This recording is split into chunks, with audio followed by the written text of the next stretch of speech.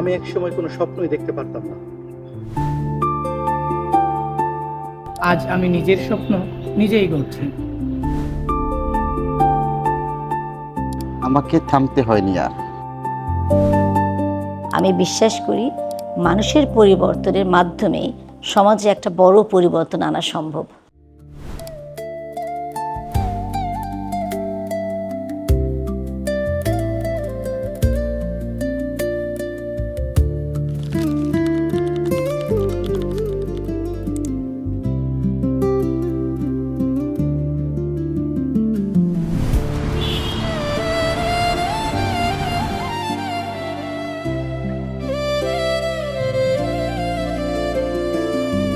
এটি এক অনন্য নারীর গল্প,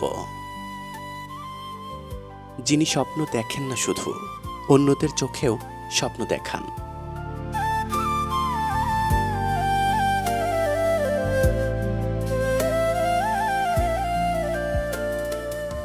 তিনি একজন মেয়ে, একজন মা, একজন শাশুড়ি, একজন দাদি। জীবনের প্রতিটি বয়সে অনন্য তিনি। শিল্পের প্রতি ভালোবাসা থেকে নিজেকে প্রকাশ করেছেন একজন অঙ্কন শিল্পী হিসেবে। আবার তিনি একজন দায়িত্বশীল চাকরিজীবী, একজন সমাজসেবক এবং একজন স্বপ্নবান উদ্যোক্তা। তার হাতে ধরা স্বপ্নের মশাল বদলে দিয়েছে হাজারো মানুষের ভাগ্য।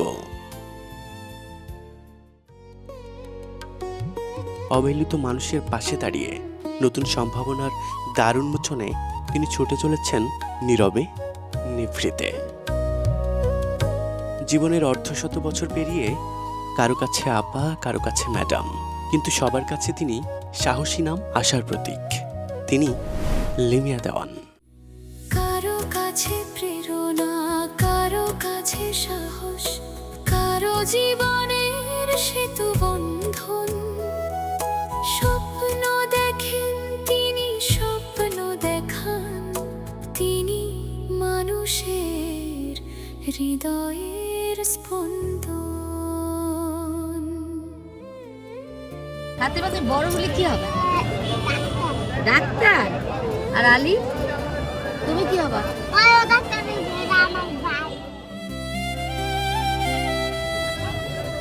বাবা, ওয়েলকাম, থ্যাংক ইউ।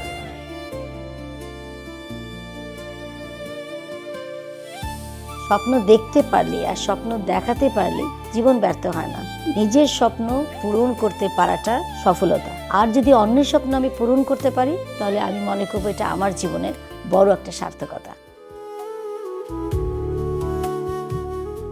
সামরিক পরিবারে জন্ম তার। বাবা ছিলেন সেনাবাহিনীর একজন ঊর্ধ্বতন কর্মকর্তা। 5 বোন আর 1 ভাইয়ের মধ্যে তিনি ছিলেন সর্বকনিষ্ঠ। ছোটবেলা থেকেই নিয়ম শৃঙ্খলা, আদর্শ, নৈতিক মূল্যবোধ আর পরোপকারী শিক্ষা নিয়ে বড় হয়েছেন তিনি। শিক্ষা জীবনের শুরু শহীদ আনোয়ার গার্লস স্কুলে। এরপর পড়াশোনা করেন ঢাকা বিশ্ববিদ্যালয়ের হোম ইকোনমিক্স কলেজে। 1995 সালে তিনি যোগ দেন ব্র্যাকের শিক্ষা কর্মসূচিতে। শুরুটা ছিল পাঠ্য বই ও গল্পের বই লেখার মাধ্যমে। তার লেখা বই পড়েছে প্রায় 9 কোটি শিক্ষার্থী। 1997 সালে শিক্ষার উপর উপানুষ্ঠানিক কোর্স করতে পাড়ি জমান যুক্তরাজ্যে।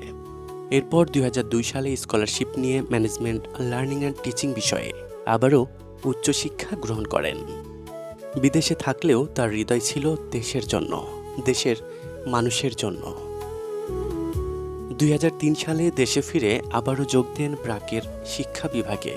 আর সেখান থেকেই শুরু হয় এক দীপ্ত যাত্রা, মানুষের জীবন বদলে দেওয়ার এক দীর্ঘ পথ চলা,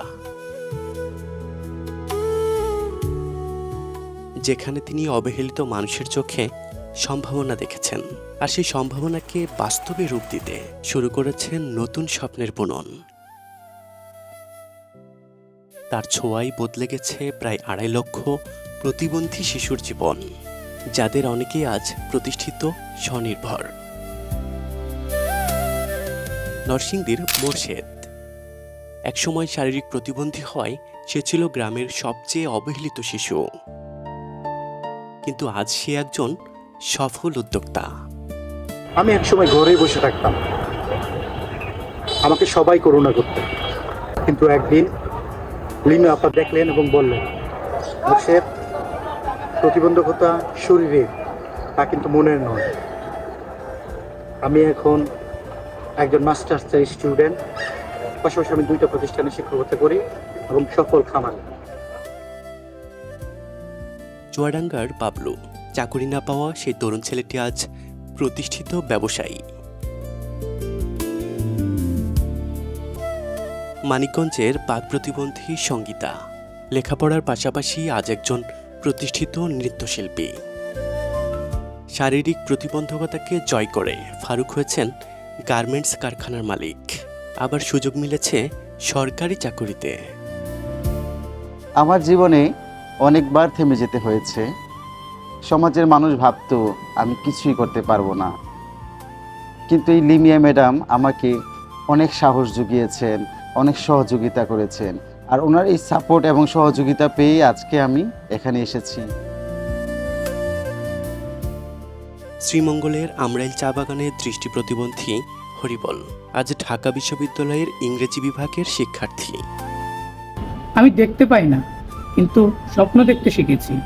আমার জন্য পড়াশোনা করা সহজ ছিল না, অনেক বাধা ছিল, অনেক সীমাবদ্ধতা ছিল। লিমিয়া আপা আমার পাশে দাঁড়িয়েছিলেন। তিনি শুধু সাহায্য করেননি, আমাকে বিশ্বাস করতে শিখিয়েছেন। আজ আমি ঢাকা বিশ্ববিদ্যালয়ে পড়ছি।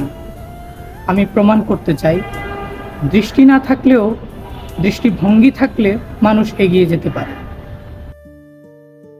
রাজশাহী নরেন, সরেন, বাচ্চু, মুকুল, শিলা, রোমানা সবাই আজ সফল উদ্যোক্তা। সারা দেশে এমন অসংখ্য বদলে যাওয়া গল্পের প্রতিটি লাইনে ছিলেন লিমিয়া দেওয়ান। আমি অনেক দেখেছি যে তাদের অনেক ভালো প্রতিভা আছে, অনেক স্কিল। অর্থনৈতিক কারণের জন্য তারা কাজ করতে পারছে না। তাদেরকে নিয়ে যদি আমি কাজ করতে পারি, তাহলে হয়তো সমাজে একটা বড় একটা পরিবর্তন আনতে পারবো, এবং সমাজে পরিবর্তন আসলে আমাদের দেশেরও একটা বিরাট বড় পরিবর্তন আসবে।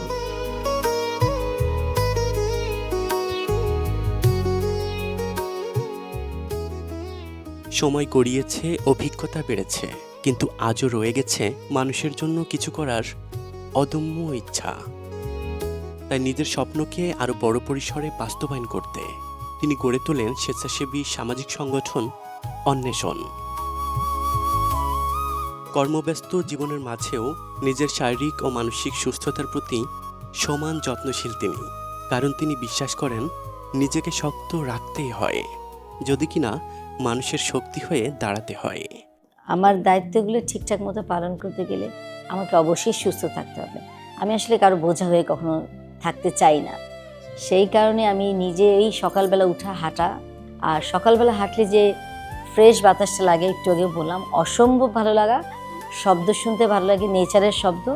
হেঁটে এসে সোজা কিন্তু আমি জিমের পার্টটা সেরে তারপরে এসে শাওয়ার নিই, শাওয়ার নিয়ে আধা ঘন্টা হয়তো একটুখানি রেস্ট করি, তারপরে অফিসের জন্য তৈরি হয়ে চলে যাই। মনকে প্রশান্ত রাখতে নিয়মিত অংশ নেন নাচের ক্লাসে। তার বিশ্বাস, নাচ শুধু একটি শিল্প নয়, এটি এক ধরনের মেন্টাল ম্যাথ, এক ধরনের মেডিটেশন, যেখানে তাল, লয় আর ছন্দের ভেতর দিয়ে মন খুঁজে পায় এক অন্যরকম প্রশান্তি। এই ছোট ছোট অভ্যাসই তার ব্যস্ত জীবনে এনে দেয় ভারসাম্য, আর নতুন করে শক্তি যোগায় মানুষের জন্য কাজ করে যাওয়ার। মানুষের সফলতা, উন্নতি আর জীবনমানের পরিবর্তনই যেন তার জীবনের একমাত্র লক্ষ্য। আমি এখনো থেমে যাইনি। আমি বিশ্বাস করি মানুষের পরিবর্তনের মাধ্যমে সমাজে একটা বড় পরিবর্তন আনা সম্ভব। তবে এখানেই থেমে নেই তার স্বপ্ন। তিনি চান প্রবীণদের জন্য একটি ব্যতিক্রমী কেয়ার সেন্টার প্রতিষ্ঠা করতে, যেখানে জীবনের সেই বয়সে বাবা মায়েরা পাবেন নিরাপত্তা, সম্মান আর এক টুকরো স্বপ্নের নীড়। জীবনের পথে অনেক মানুষ আসে, কিন্তু কিছু মানুষ থাকে যাদের স্পর্শে বদলে যায় অসংখ্য জীবন।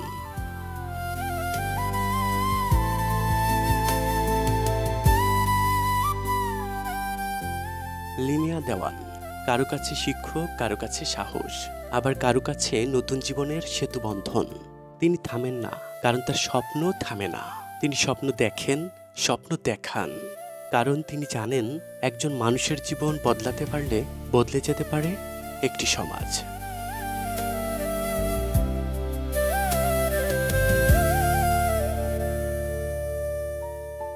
দর্শকদের উদ্দেশ্যে আমার একটাই কথা, যে ধৈর্য হারাবেন না। বয়স ইটস এ নাম্বার। আর দ্বন্দ্ব থাকবে, বাধা আসবে, বাধাকে বাধা না দেখে জীবনের লক্ষ্যটাকে অটুট রেখে এগিয়ে যাওয়া।